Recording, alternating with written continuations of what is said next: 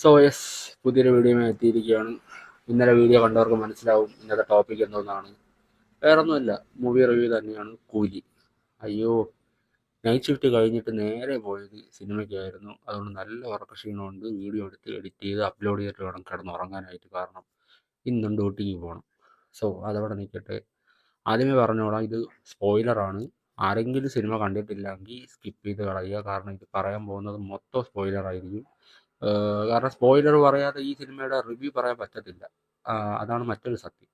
അത് സിനിമ കണ്ടവർക്ക് മനസ്സിലാവും. സോ സ്പോയിലറാണ്. കാണാത്തവരാരെങ്കിലും ഉണ്ടെങ്കിൽ സ്കിപ്പ് ചെയ്ത് പൊക്കോ. ആദ്യമേ പറയുന്നുണ്ട്. So yes.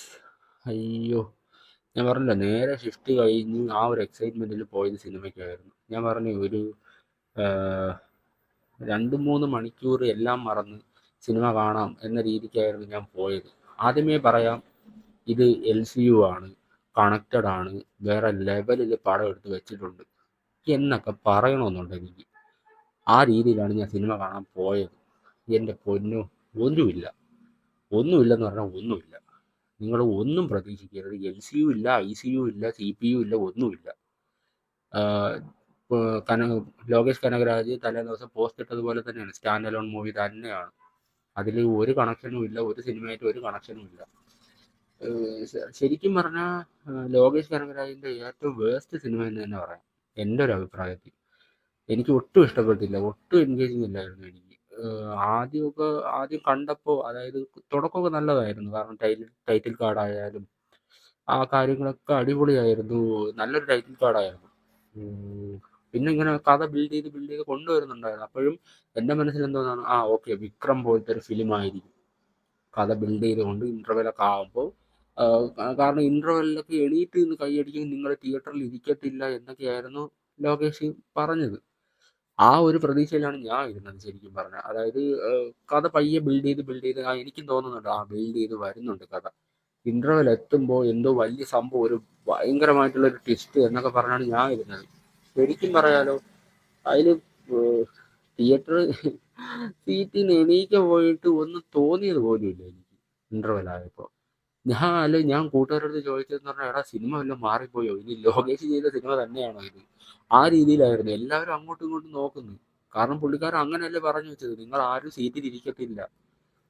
അതിന് അങ്ങനത്തെ ഒരു രീതിയിൽ ചെയ്തു വെച്ച പടമൊന്നും പറഞ്ഞ് തള്ളി മറിച്ചിട്ട് നമ്മൾ പോയി പ്രതീക്ഷിച്ച് ഇങ്ങനെ ഇരുന്നിട്ട് ഒരു എന്തോന്ന് പറയാൻ, പ്രത്യേകിച്ചൊന്നും പറയാനില്ല സിനിമയിൽ. അതിൽ പിന്നെ എക്സ്പെക്റ്റഡ് ആയിട്ടുള്ള, അതായത് പ്രഡിക്റ്റബിൾ ആണ്. പല കാര്യങ്ങളും പ്രഡിക്റ്റബിൾ ആണ്. കണ്ടുകൊണ്ടിരിക്കുമ്പോൾ തന്നെ മനസ്സിലാവും അടുത്തെന്താണ് സംഭവിക്കാൻ പോകണമെന്ന്.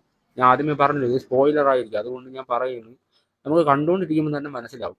കുറച്ച് ദൂരം കഴിയുമ്പോൾ തന്നെ മനസ്സിലാവും, സൗബിനാണ് വില്ലൻ എന്ന് നമുക്ക് മനസ്സിലാവും. കാരണം അവരുടെ ഇടയിൽ ഒരു പോലീസുകാരൻ ഉണ്ട്, അവരെ കണ്ടുപിടിക്കുന്ന ആൾക്ക് 2 കോടി എന്നൊക്കെ പറഞ്ഞ് പ്രഖ്യാപിക്കുന്നുണ്ട്. പക്ഷെ കുറച്ച് അങ്ങോട്ട് പോകുമ്പോൾ എനിക്ക് മനസ്സിലായി സൗബിനാണ് ആളെന്ന്. കാരണം കറക്റ്റ് ആ സീൻ എത്തുമ്പോൾ ഷോട്ട് കട്ട് ചെയ്ത് അടുത്ത സീനിലോട്ട് പോകുന്നുണ്ട്. അതൊക്കെ പണ്ടത്തെ ക്ലീശേ സാധനങ്ങൾ കറക്റ്റായിട്ട് അതിൽ യൂസ് ചെയ്തിട്ടുണ്ട്. അതൊക്കെ കാണുമ്പോൾ തന്നെ നമുക്ക് മനസ്സിലാവും, സൗബിനാണ് വില്ലൻ എന്ന്. അയ്യോ, അങ്ങനെ പോയി കുറേ എന്ത് പറയാനായിട്ട്. ഞാൻ തുടക്കം മുതൽ ഇങ്ങനെ പറഞ്ഞു പോവുകയാണെങ്കിൽ, കഥ പ്രത്യേകിച്ചൊന്നുമില്ല. കഥ കുറേ പാസം മാത്രമാണ്. പാസം, ഫ്രണ്ടിൻ്റെ പാസം, അച്ഛൻ്റെ പാസം, മോളുടെ പാസം, അങ്ങനെ പാസത്തോട് പാസം. പാസമുണ്ട്, ഇല്ലെന്ന് ഞാൻ പറയില്ല. നല്ല രീതിക്ക് പാസമുണ്ട്, നല്ല രീതിക്ക് ലാഭമുണ്ട്. ഞാൻ പറഞ്ഞല്ലോ, ഫസ്റ്റ് ഹാഫ് ഞാൻ ഇപ്പം എന്തൊക്കെയോ ഇപ്പം വരും എന്ന് പ്രതീക്ഷിച്ച് ഫസ്റ്റ് ഹാഫ് തീർന്നു. സെക്കൻഡ് ഹാഫിലെങ്കിലും എന്തെങ്കിലും വരുമെന്ന് പ്രതീക്ഷിച്ച് സെക്കൻഡ് ഹാഫ് തീർന്നു, പടവും തീർന്നു. ഒന്നും വന്നില്ല, ജ്യോതിയും വന്നില്ല, ഒന്നും വന്നില്ല. ആ അവസ്ഥയായിരുന്നു സത്യം പറഞ്ഞ് തിയേറ്ററിൽ നിന്ന് ഇറങ്ങിയപ്പോൾ. ലോകേഷ് കനകരാജ് എന്ന ഡയറക്ടറിൽ നിന്ന് ഞാൻ ഒരിക്കലും ഇങ്ങനത്തെ ഒരു സിനിമ എക്സ്പെക്ട് ചെയ്തതേ ഇല്ല.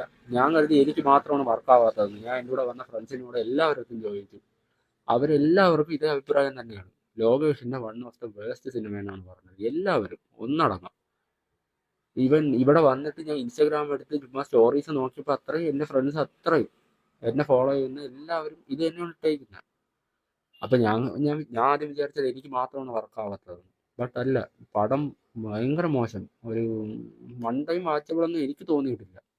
പിന്നെ നിങ്ങളൊരു ഡൈ ഹാർഡ് ഫാൻ, അതായത് രജനീകാന്ത് ഫാനാണ്, പുള്ളിക്കാരൻ ഒരു 2.5 3 മണിക്കൂർ ഇങ്ങനെ സ്ക്രീനിൽ കണ്ടുകൊണ്ടിരിക്കണമെങ്കിൽ പൊക്കോ, ഒരു കുഴപ്പമില്ല, പുള്ളിക്കാരൻ നല്ല രീതിയിൽ ചെയ്തു വെച്ചിട്ടുണ്ട്. പക്ഷേ ആ ജയിലറിലെ ആ ഒരു സ്വാഗും കാര്യങ്ങളൊന്നും എനിക്ക് ഇതിൽ തോന്നിയില്ല. മീൻസ് പുള്ളിക്കാരൻ ആ ഒരു ഓറ ഉണ്ടല്ലോ, അതായത് ജയിലറിൽ നമ്മൾ ആ BGM പുള്ളിക്കാരൻ്റെ സ്ലോ മോഷൻ നടത്തുകയൊക്കെ കാണുമ്പോൾ നമുക്ക് തന്നെ ആ ഒരു രോമാഞ്ചം, ആ ഒരു ഫീൽ ഉണ്ടല്ലോ, ആ തിയേറ്ററിൽ നിന്ന് എണീറ്റ് നിന്ന് കൈയടിക്കണമെന്നൊക്കെ തോന്നുമല്ലോ. ബട്ട് ആ ഒരു ഫീലൊന്നും എനിക്ക് ഇതിൽ തോന്നില്ല. മേ ബി BGMൻ്റെ ആവാം, BGMൻ്റെ കുറവ് കാരണമാവാം, എനിക്കറിയില്ല. മേ ബി പുള്ളിക്കാരൻ ഇത്രയും പ്രായമായി. ബട്ട് ജയിലർ ഇറങ്ങിയിട്ട് അത്ര നാളൊന്നും ആയില്ല. ആഹ് എന്തോ എനിക്കറിയില്ല ശരിക്കും പറഞ്ഞാൽ BGMൻ്റെ ആ ഒരു കുറവാണോ. ഞാൻ പറഞ്ഞല്ലോ, എനിക്ക് ഒരു ഐഡിയ കിട്ടുന്നില്ല. ഇനി കഥ കണ്ട് മടുത്തു പോയത് കൊണ്ടാണോ എന്നൊന്നും എനിക്കൊരു പിടിയും കിട്ടുന്നില്ല. ആദ്യത്തെ കുറച്ച് എലമെന്റ്സ് പറയുകയാണെങ്കിൽ ഞാൻ പറഞ്ഞല്ലോ, സൗബിൻ നല്ലപോലെ ചെയ്തു വെച്ചിട്ടുണ്ട്. പുള്ളിക്കാരന് കൊടുത്ത ക്യാരക്ടർ നല്ല രീതിയിൽ ചെയ്തു വെച്ചിട്ടുണ്ട്. നമ്മൾ മലയാളത്തിൽ കാണുന്ന സൗബിൻ അത് അതേപോലെ പറിച്ചു നട്ടതാണ് തമിഴിലെ സൗബിൻ. അത്രേ ഉള്ളൂ, അതിൽ പ്രത്യേകിച്ച് വ്യത്യാസമൊന്നുമില്ല. ഇവിടെ എങ്ങനെയാണോ പുള്ളിക്കാരൻ കാഴ്ചവെച്ചത് അതുപോലെ തന്നെയാണ് അവിടെയും. നല്ല രീതിക്ക് ആക്ട് ചെയ്തിട്ടുണ്ട്, നല്ല രീതിക്ക് പെർഫോം ചെയ്തിട്ടുണ്ട്. പുള്ളിക്കാരൻ്റെ റോള് പുള്ളിക്കാരൻ ഭംഗിയായിട്ട് ചെയ്തു വെച്ചിട്ടുണ്ട്. പിന്നെ ആരെ പറയാനായിട്ട്, ആ, ഈ നമ്മളെ ഉം, അയ്യോ, ക്യാമിയോ റോളിൻ്റെ കാര്യമൊന്നും പറയണ്ട. അമീർ ഖാൻ്റെ കാര്യമൊക്കെ, അയ്യോ, അമീർ ഖാനൊക്കെ ഏറ്റവും അവസാനമാണ് വരുന്നത്. അവസാനം കൂടിപ്പോയ ഒരു 15 മിനിറ്റ് കാണത്തുള്ളൂ. ശരിക്കും പറഞ്ഞാൽ വരവൊക്കെ കാണുമ്പോൾ നമ്മളെ കറക്റ്റ് ആ മോഹൻലാൽ നമ്മളെ ലൂസിഫറിൽ വരില്ല, ആ ഒരു സെറ്റപ്പൊക്കെയാണ്. ബാക്ക്ഗ്രൗണ്ട് ആയാലും ആ ഒരു സ്ഥലമായാലും പെട്ടെന്ന് കാണുമ്പോൾ അതൊക്കെ തോന്നും. ഹെലികോപ്റ്ററിലൊക്കെയാണ് വന്നിറങ്ങുന്നത്. പുള്ളിക്കാരൻ വന്നിറങ്ങുമ്പോൾ ഞാൻ വിചാരിക്കും, ഇനിയെങ്കിലും ഒരു 10 മിനിറ്റെങ്കിൽ 10 മിനിറ്റ് പടം വേറെ ലെവലായിരിക്കും എന്നൊക്കെ പറഞ്ഞ് ഇങ്ങനെ ഇരിക്കുമ്പോൾ കാണാം. ശരിക്കും പറഞ്ഞാൽ, അയ്യോ, സോറി, ശരിക്കും പറഞ്ഞാൽ പടം കണ്ടവർക്ക് മനസ്സിലാവും. പുള്ളിക്കാരനെ ഒരു ബീഡി പരസ്യത്തിൽ അഭിനയിപ്പിക്കാൻ കൊണ്ടുവന്നതുപോലെയാണ് എനിക്ക് തോന്നിയത്. വരുന്നു, ബീഡി വലിക്കുന്നു, പൊട്ടനെ പോലെ എന്തൊക്കെ പറയുന്നു, പോകുന്നു. ഞാൻ ഇന്നലെ മറ്റേ വീഡിയോ ചെയ്തപ്പോൾ ഞാൻ പറഞ്ഞിട്ടുണ്ടായിരുന്നു, എന്താ, പുള്ളിക്കാരൻ സ്ക്രിപ്റ്റ് കേൾക്കാതെ ഒന്നും ഇങ്ങനെ കമ്മിറ്റ് ചെയ്യില്ല. പക്ഷേ ഈ സിനിമ കണ്ടപ്പോൾ എനിക്ക് മനസ്സിലായി, പുള്ളിക്കാരൻ സ്ക്രിപ്റ്റ് കേൾക്കാതെ തന്നെയാണ് കമ്മിറ്റ് ചെയ്തത്. സ്ക്രിപ്റ്റ് കേട്ടെങ്കിൽ ഉറപ്പായിട്ടും ഇത് കമ്മിറ്റ് ചെയ്യത്തേ ഇല്ലായിരുന്നു. ആദ്യം തുടങ്ങിയപ്പോഴേ എനിക്കൊരു ചെറിയ നെഗറ്റീവ് അടിച്ചതാണ്. കാരണം അതിൽ ഈ ട്രെയിലറിൽ കുറേ കണ്ടുപിടുത്തത്തിൻ്റെ കാര്യം അതും ഇതൊക്കെ കാണിക്കുന്നുണ്ട്. അതുപോലെ ഫാൻസൊക്കെ ഡീകോഡ് ചെയ്തേക്കുന്ന കഥകളൊക്കെ എന്ത് എന്ത് ഭംഗിയായിട്ടാണ് ഈ ഫാൻസുകാർ എഴുതിയേക്കുന്നത്. ആ കഥയൊക്കെ വെച്ച് നോക്കുമ്പോൾ ഇതൊക്കെ എന്തോന്ന് കഥയാണെന്ന് തോന്നിപ്പോകും. കാരണം ഈ ഏഹ്, ഉം, ആ പുള്ളിക്കാരൻ്റെ പേര് മറന്നുപോയല്ലോ, നമ്മളെ ബാഹുബലിയുടെ കട്ടപ്പേൻ്റെ പേരെന്തോന്നാണ്. അയ്യോ, പുള്ളിക്കാരൻ്റെ പേരെന്ന് പറയുന്നത് സത്യരാജ്. സത്യരാജ് അതിൽ എന്തോ ഒരു കണ്ടുപിടുത്തം കണ്ടുപിടിക്കുന്നുണ്ട്. നമ്മൾ വിചാരിക്കും എന്തോ വലിയ കണ്ടുപിടുത്തമാണ്, ഫ്യൂച്ചറിലോട്ടൊക്കെ പോകാൻ പറ്റുന്ന, അല്ലെങ്കിൽ പാസ്റ്റിലോട്ടൊക്കെ പോകാൻ പറ്റുന്ന ഒരു മെഷീനാണെന്നൊക്കെ പറഞ്ഞ് ഇങ്ങനെ ഇരിക്കുമ്പോൾ കാണാം, ഈ മൃഗങ്ങളെ അല്ലെങ്കിൽ മനുഷ്യരെ ഉൾപ്പെടെ ചാരമാക്കി കളയുന്ന ഒരു മെഷീനാണ് പുള്ളിക്കാരൻ കണ്ടുപിടിക്കുന്നത്. അത് കണ്ടപ്പോഴേ എനിക്ക് ചെറിയൊരു നെഗറ്റീവ് അടിച്ചതാണ്, ഈ പടം ഇനി എങ്ങനെയാണ് കൊണ്ടുപോകാൻ പോകുന്നതെന്ന്. കാരണം അതിൻ്റെ ഗ്രാഫിക്സ് ആയാലും ആ ഒരു അങ്ങോട്ട് കണക്റ്റ് ആവുന്നില്ല. ഈ പുള്ളിക്കാരൻ ഇത്രയും കഷ്ടപ്പെട്ട് കണ്ടുപിടിച്ചു, അതായത് പുറത്തുനിന്ന് കാര്യങ്ങളൊക്കെ ഇമ്പോർട്ട് ചെയ്ത് ഇതൊക്കെ ചെയ്ത് പേറ്റന്റ് ഒപ്പിക്കാൻ വേണ്ടി പുള്ളിക്കാരൻ ശ്രമിക്കുന്നുണ്ട്. അപ്പം അതിൽ പേറ്റന്റിന് വേണ്ടി അപേക്ഷിക്കുമ്പോൾ പുള്ളിക്കാരൻ ഇങ്ങനെ ഇത് കാര്യങ്ങളൊക്കെ ഇങ്ങനെ എക്സ്പ്ലെയിൻ ചെയ്യുമ്പം അതിലൊരാൾ ചോദിക്കുന്ന ഒരു ചോദ്യമുണ്ട്. കാരണം ഇത് വേറൊരു രീതിയിൽ ദുരുപയോഗം ചെയ്താൽ നിങ്ങൾ എന്ത് ചെയ്യും? അത് സീരിയസ് ആയിട്ട് കോമൺ സെൻസ് ഉപയോഗിച്ച് ചിന്തിക്കുന്ന ഒരാൾക്ക് ചിന്തിക്കാവുന്നതേ ഉള്ളൂ. അതിന് പുള്ളിക്കാരന് ഉത്തരവില്ല. ഇത്രയും വലിയൊരു കണ്ടുപിടുത്തം കണ്ടുപിടിച്ച ഒരാൾക്ക് ഇങ്ങനൊരു ചോദ്യം ചോദിച്ചാൽ, അതായത് മനുഷ്യരെ ഇതേപോലെ കരിച്ചു കളയാൻ പറ്റും, അതതിൽ കാണിക്കുന്നുമുണ്ട്. അങ്ങനെ ചെയ്യുക, അതായത് ആരെങ്കിലും ഇത് ദുരുപയോഗം ചെയ്യില്ലേ എന്ന് ചോദിക്കുമ്പോൾ പുള്ളിക്കാരന് അതിന് ഉത്തരവില്ല. ഇങ്ങനെ നിൽക്കുകയാണ്, ഇങ്ങനെ പൊട്ടനെ പോലെ. ഇത്ര വലിയൊരു കണ്ടുപിടുത്തം നടത്തിയ ഒരു മനുഷ്യനാണ്, അത് ആലോചിക്കണം. അവിടെ നിന്ന് അങ്ങോട്ട് അത് കണ്ടപ്പോഴേ എൻ്റെ ഒരു പ്രതീക്ഷ അങ്ങ് പോയി. പിന്നെയും ഞാൻ ആലോചിക്കുകയാണ്, ഇതായിരിക്കൂല മെയിൻ പ്ലോട്ട്, വേറെ എന്തെങ്കിലുമൊക്കെ വരും, ഇപ്പം വരും, നാളെ വരും. വന്ന് വന്ന് വന്ന് സിനിമ തീർന്നു, ഒന്നും വന്നില്ല. അയ്യോ, ആ ഉപേന്ദ്രനൊക്കെ ഉണ്ട്, പുള്ളിക്കാരൻ എന്താ പറയുക, ഇവിടെ ഒന്നും വലിയ ഇമ്പാക്റ്റ് ഉണ്ടാക്കാൻ എനിക്ക് തോന്നുന്നില്ല പുള്ളിക്കാരന് പറ്റുമെന്ന്. കാരണം അങ്ങോട്ട് ആ പുള്ളിക്കാരൻ്റെ ഇൻഡസ്ട്രി ആ ഒരു സ്ഥലത്തൊക്കെ കണ്ടാൽ ഭയങ്കരമായിട്ട് തോന്നുമായിരിക്കും. പക്ഷെ ഇവിടെ ഒന്നും വലിയ ഇമ്പാക്റ്റ് ഒന്നും എനിക്ക് തോന്നിയില്ല.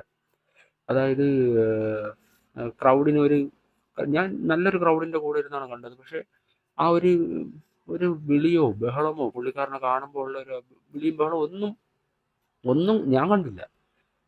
ഈവൻ എനിക്ക് പോലും ഒരു ഇങ്ങനെ ഇങ്ങനെ ഇരുന്ന് ഒരു സിനിമ ഇങ്ങനെ പോകുന്നു, അങ്ങനെ അല്ലാതെ എനിക്കൊന്നും തോന്നണില്ല. അതുപോലെ അതിൽ ഡി ഏജിങ് ഉണ്ടായിരുന്നു. ഡി ഏജിങ് ഒക്കെ നല്ല അത്യാവശ്യം നല്ല നല്ലപോലെ ചെയ്തു വെച്ചിട്ടുണ്ട്, നല്ല വൃത്തിക്ക് തന്നെ ചെയ്തു വെച്ചിട്ടുണ്ട്. അതിൽ ഏറ്റവും എനിക്ക് ഇഷ്ടപ്പെട്ടത് ആ ഡി ഏജിങ് വന്നപ്പോഴാണ്. നല്ലൊരു നല്ലൊരു എന്താ പറയാ, ആ ഒരു റെട്രോ രജനീകാന്തിനെ നമുക്ക് സ്ക്രീനിൽ കാണാൻ പറ്റി. ആ ഒരു സൗണ്ട് ആയാലും ആ രീതിയിൽ ചെയ്തു വെച്ചിട്ടുണ്ട്, അത് നല്ല രീതിക്ക് ചെയ്തു വെച്ചിട്ടുണ്ട്. അതായത് ഡി ഏജിങ് ഒക്കെ ചെയ്ത് ഒരുമാതിരി വൃത്തികെട്ട രീതിയിലൊന്നും ചെയ്തു വെച്ചിട്ടില്ല. ഇന്ത്യൻ ടൂവിലൊക്കെ കാണും പോലെ നല്ല വൃത്തിക്ക് തന്നെയാണ് ചെയ്തു വെച്ചിരിക്കുന്നത്. അതെനിക്ക് നല്ലപോലെ ഇഷ്ടപ്പെട്ടു. അത് കുറച്ചുകൂടെ ഒക്കെ കാണിച്ചിരുന്നെങ്കിൽ കൊള്ളാമായിരുന്നു എന്ന് തോന്നിപ്പോയി. കാരണം വേറെ ഒന്നുമില്ല അതിൽ പറയാനായിട്ട്. കുറേ പാസം ഇങ്ങനെ വാരി എറിഞ്ഞിട്ടുണ്ട് ഒരേപോലെ. അതുപോലെ നാഗാർജുനയും പുള്ളിക്കാരന് കൊടുത്ത ക്യാരക്ടർ ആദ്യമൊക്കെ നല്ല രീതിയിൽ ചെയ്തു വന്ന് അവസാനമൊക്കെ ആയപ്പോൾ പുള്ളിക്കാരൻ്റെ കയ്യിൽ നിന്നും പോയെന്ന് തോന്നുന്നു. ആദ്യമൊക്കെ നല്ല രീതിയിൽ നല്ല പോലെ ആ ഒരു വില്ലൻ ക്യാരക്ടറും എല്ലാ കാര്യങ്ങളും പിടിച്ച് നല്ല പോലെ വന്നിട്ട് അവസാനം ആയപ്പോൾ എന്തൊക്കെയോ കാട്ടിക്കൂട്ടുന്നു. എനിക്കാണെങ്കിൽ അങ്ങോട്ട് എനിക്ക് അറിയില്ല, എനിക്ക് തോന്നുന്നത് മൊത്തത്തിൽ ഇഷ്ടപ്പെടാത്തതുകൊണ്ടാണോ എന്ന് ഒരു ഒരു പിടിയുമില്ല. ഫസ്റ്റ് ഹാഫ് വരെ ഓക്കെ ആയിരുന്നു പുള്ളിക്കാരൻ്റെ അഭിനയം. സെക്കൻഡ് ഹാഫ് കഴിഞ്ഞ് പിന്നെ പടം തീരാറായപ്പോൾ എന്തൊക്കെയോ കാണിച്ചു കൂട്ടുന്നു. പിന്നെ പുള്ളിക്കാരൻ ഒരു കോമഡി പീസായി. ആമീർ ഖാന്റെ കാര്യം പിന്നെ ഞാൻ പറഞ്ഞല്ലോ, വീതി പരസ്യത്തിൽ അഭിനയിക്കാൻ വന്ന ബംഗാളി. എനിക്ക് അങ്ങനെയാണ് തോന്നിയത് അങ്ങനെ കണ്ടിട്ട്. അങ്ങനെ ലുക്കും കാര്യങ്ങളൊന്നും കണ്ടിട്ടില്ല, സിനിമ കണ്ടവർക്ക് മനസ്സിലാവും. വന്ന് ബീഡി വലിച്ച് ഈ രജനീകാന്തിനെ കുറെ പൊക്കി അടിച്ചിട്ട് പുള്ളിക്കാരൻ പോയി. അയ്യോ, അത് അതായത് പുള്ളിക്കാരനെ തിരിച്ചറിയുന്ന ഒരു രംഗമുണ്ട്. അതായത് അമീർ ഖാൻ രജനീകാന്തിനെ തിരിച്ചറിയുന്ന ഒരു രംഗമുണ്ട് അതിൻ്റെ അകത്ത്. ആ വാളും പിടിച്ച് വെട്ടാൻ വരുന്നത് വരെയും പുള്ളിക്കാരന് മനസ്സിലായിട്ടില്ല ഇത് പണ്ടത്തെ കൂലി, കിടിലൻ കൂലിയാണെന്നൊക്കെ. ഇങ്ങനെ വെട്ടാൻ വാൾ ഇവിടെ ഇവിടെ എത്തണം, ഇവിടെ എത്തുമ്പം അയ്യോ അയ്യോ കൂലി, അയ്യോ കിടിലൻ കൂലി. അയ്യോ, അത് അത് ഇംഗ്ലീഷിലാണ് പറയുന്നത്. എനിക്കാണെങ്കിൽ ചിരി, എനിക്ക് മാത്രമല്ല, ഞാൻ വിചാരിച്ച് എനിക്ക് മാത്രമാണ് ചിരി വന്നത്. ഇറങ്ങിയിട്ട് തന്നെ ഫ്രണ്ട്സിൻ്റെ അടുത്ത് ചോദിച്ചപ്പോൾ അവർക്കും ഇതാണ് പറയാനുള്ളത്. ഇത്രയും സന്ദർഭങ്ങളുണ്ടായിരുന്നു, എന്തുമാത്രം രീതിയിൽ ആ ആ ഒരു ഇതിനെ കഥയെ ബിൽഡ് ചെയ്ത് കൊണ്ടുപോകാൻ പറ്റുമായിരുന്നു. അത് ഈ വാളെടുത്ത് ഇവിടെ ഇങ്ങനെ വെട്ടാൻ വരുമ്പം ക്ലീശ സാധനം ഉണ്ടല്ലോ സിനിമയിൽ, ഇങ്ങനെ എത്തണത് അങ്ങനെ പെട്ടെന്ന് അയ്യോ പണ്ടത്തെ കിടിലം കൂലിയല്ലേ നിങ്ങൾ. അയ്യോ, ചിരിച്ചു വയ്യെന്ന് പറഞ്ഞാൽ അവസാനം ആ സിനിമ എങ്ങനെയും തീർന്നാൽ മതി എന്നായി. ഇന്നലെ ഞാൻ ആ പ്രോമിസിങ് ഡയറക്ടറാണ്, പക്ഷെ ലോകേഷ് കനകരാജിൽ നിന്ന് ഇങ്ങനെ ഒരു സിനിമ ഞാൻ പ്രതീക്ഷിച്ചതേ ഇല്ല. സീരിയസ്ലി പ്രതീക്ഷിച്ചതേ ഇല്ല. ഇതേ സമയം നിങ്ങളൊന്ന് ആലോചിച്ച് നോക്ക്, ഈ രജനീകാന്തിൻ്റെ സ്ഥാനത്ത് വിജയ് പോലൊരു ആക്ടർ ആയിരുന്നുവെങ്കിൽ ഇപ്പം ഒരുപാട് ട്രോളുകൾ വന്നേനെ. എന്താണ്, വിജയ് സ്ക്രിപ്റ്റിൽ കൈയടത്തി, നല്ലൊരു സ്ക്രിപ്റ്റ് ആയിരുന്നു, വിജയ് സ്ക്രിപ്റ്റിൽ കൈയടത്തി ഇല്ലാണ്ടാക്കി എന്ന് തന്നെയാണ് വരാൻ പോകുന്നത്. കാരണം മാസ്റ്റർ ഇറങ്ങിയ സമയത്ത് നിങ്ങൾ നോക്കിയാൽ മനസ്സിലാവും. മാസ്റ്റർ അതുപോലെ ലിയോ ഇറങ്ങിയ സമയത്ത് ഈ ട്രോളുകൾ വ്യാപകമായിരുന്നു. അതായത് ഫസ്റ്റ് ഹാഫ് വരെ ലോകേഷ് കനകരാജിൻ്റെ സിനിമയായിരുന്നു, സെക്കൻഡ് ഹാഫ് വിജയ് ഡയറക്റ്റ് ചെയ്തതാണ് എന്നൊക്കെ പറഞ്ഞായിരുന്നു ഒരുപാട് വന്നത്. ഈ സിനിമയിൽ വിജയ് ആയിരുന്നെങ്കിൽ ഇത് തന്നെ കേൾക്കേണ്ടി വരുമായിരുന്നു. അയ്യോ, ഇതിപ്പം ഉറക്കം പോയത് മിച്ചം. ഇനി ഈ വീഡിയോ എടുത്ത് എഡിറ്റ് ചെയ്ത് വെച്ചിട്ട് വേണം കിടന്നുറങ്ങാനായിട്ട്. ഇന്നും ഷിഫ്റ്റ് ഉണ്ട്. അവന്മാർ ചീത്ത വിളിച്ചുകൊണ്ടാണ് പോയത്. എന്തിൻ്റെ കേടായിരുന്നു. അയ്യോ, ഒന്നും പറയണ്ട, എന്തൊക്കെയോ പറയണമെന്നുണ്ടായിരുന്നു, ഉറക്കപ്പിച്ചിൽ ഞാൻ മറന്നേ പോയി. തൽക്കാലം ഇത്രയൊക്കെ ഉള്ളൂ എന്നാണ് തോന്നുന്നത്. ഇനി എന്തെങ്കിലും ഉണ്ടെങ്കിൽ വീഡിയോ എടുത്തിട്ട് ഞാൻ എഡിറ്റ് ചെയ്യുമ്പോൾ അതിൻ്റെ കൂട്ടത്തിൽ വോയിസ് ഓവറോ അങ്ങനെ എന്തെങ്കിലും ചെയ്തേക്കാം. അപ്പോൾ എന്തായാലും കാണാനുള്ളവർക്ക്, താല്പര്യമുള്ളവർക്ക് പോയി കാണാം, അത്രേ ഞാൻ പറയുള്ളൂ. വലിയ പ്രതീക്ഷയൊന്നും വെച്ച് പോവരുത് ഒരു കാരണവശാലും. ഞാൻ പറഞ്ഞില്ല, ആദ്യമേ പറഞ്ഞല്ലോ, LCയും ICയും കോപ്പോ ഒന്നുമില്ല. സാധാ ഒരു മൂവി പോയി കാണുക. പിന്നെ ഞാൻ പറഞ്ഞല്ലോ, ഈ ഡൈഹാർഡ് ഫാൻസിനൊക്കെ 2-2.5 മണിക്കൂർ രജനീകാന്തിനെ ഇങ്ങനെ കാണണമെങ്കിൽ പോവുക, കാണുക, തിരിച്ചു വരിക. ഇത്രേ എനിക്ക് പറയാനുള്ളൂ. അതിൽ നിന്ന് കൂടുതലൊന്നും പ്രതീക്ഷിക്കരുത്. ഫൈറ്റ് ആയിക്കോട്ടെ, BGM ആയിക്കോട്ടെ, മ്യൂസിക് ആയിക്കോട്ടെ, എന്തും ആയിക്കോട്ടെ, വലുതായിട്ട് ഒന്നും പ്രതീക്ഷിക്കരുത്. ഈ ആദ്യത്തെ ഫൈറ്റ് കണ്ടപ്പോഴേ ഇങ്ങനെ രജനീകാന്ത് വന്ന് തൊടുമ്പോഴേ, ടിപ്പിക്കൽ രജനീകാന്ത് പടം അറിയാലോ, വന്ന് തൊടുമ്പോഴേ തെറിക്കുകയാണ്. തെറിച്ചപ്പോൾ എവിടെ ഇരിക്കുന്നു, കണ്ണാടി പൊട്ടുന്നു, അങ്ങോട്ട് തെറിക്കുന്നു, ആകാശത്തോട് തെറിക്കുന്നു. അങ്ങനെ ആ ഫൈറ്റ് കണ്ടപ്പോഴേ എൻ്റെ എല്ലാ പ്രതീക്ഷയും പോയി. ആ, എന്ത് പറയാനാണ്, ഇങ്ങനെ ഒരു സിനിമ ആവുമെന്ന് ഞാനും പ്രതീക്ഷിച്ചില്ല. ഇനിയിപ്പോൾ വാർ 2 ഉണ്ട്. ആ വാർ 2 ഇനി എന്ന് പോയി കാണുമെന്നാണ് ഞാൻ ആലോചിക്കുന്നത്. എന്തെങ്കിലും ആവട്ടെ. അപ്പോൾ ഓക്കെ, ബൈ.